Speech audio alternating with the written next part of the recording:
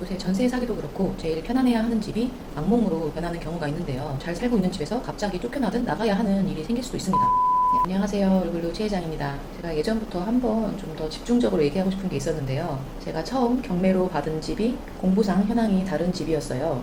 내가 낙찰받은 집은 A호인데 알고 보니 B호였다는 충격 실화죠. 보통 아파트에는 이런 일이 자주 발생하지 않는데 빌라는 종종 생긴다고 합니다. 이게 왜 일어나고 어떤 게 큰일인 건지 제 영상을 보시고 매매든 전세든 월세든 제발 한번 확인해 보시면 좋겠습니다.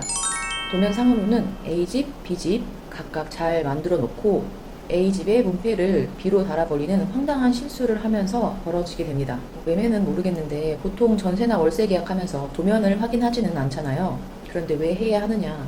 자칫 잘 살고 있는 집에서 쫓겨나듯이 집을 나가야 하는 일이 발생할 수 있기 때문입니다. 제가 도면과 다른 A집에서 전세를 살고 있다고 가정해 볼게요. 그런데 어느 날 B집이 소란스럽습니다. 알고 보니 B집이 경매로 넘어갔다는 소식이었죠. A집에 살고 있는 저는 그런가 보다 했습니다. 제가 관여할 일이 아니니까요. 시간이 흘러 B집은 어떤 사람 C가 낙찰을 받게 됩니다. 그런데 말입니다. A집에 잘 살고 있는 저에게 어느 날 뜬금없이 집을 명도하고 이사를 나가라고 하는 황당한 일이 생기게 됩니다. 이게 무슨 일일까요? 제가 살고 있는 집은 문패는 A라고 되어 있지만 도면상으로는 B집인 거죠. 낙찰자가 받게 되는 집은 문패 기준이 아니라 도면 기준입니다. 그래서 낙찰자는 결국 B라고 적혀 있지만 A집을 낙찰받게 된 거죠. 그럼 저는 정말 나가야 할까요? 제가 생각하는 답변은 반반인데요. 제가 실제로 했던 것처럼 어떻게든 도면을 원상복구해서 해결하는 방법이 있고요. 만약 원상복구가 되지 않았다면 정말로 집을 비워줘야 하는 일이 발생할 수도 있습니다. 너무 황당하지 않나요? 이런 상황이 된다면 제가 A집 집주인에게 이야기를 해서 도면을 바꿔달라고 요청을 할 수도 있는데요. 이게 제일 상식적으로 보이죠.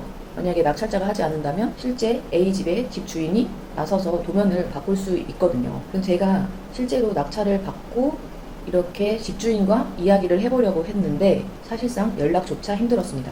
우선 경매라고 하니 반감이 있었을 수 있고요. 지금까지 아무 문제 없이 잘 살았는데 대뜸 도면을 바꿔야 한다고 하니까 심각성을 몰랐을 수도 있다고 생각을 합니다. 그래서 저는 제가 할 수 있는 방법을 총동원해서 결국은 도면을 바꾸고 정상적으로 경매 절차를 진행할 수 있었는데요. 최악의 상황이 벌어지면 정말 잘 살고 있는 옆집 사람이 하루아침에 집을 비워줘야 하는 상황이 발생할 수도 있는 거예요.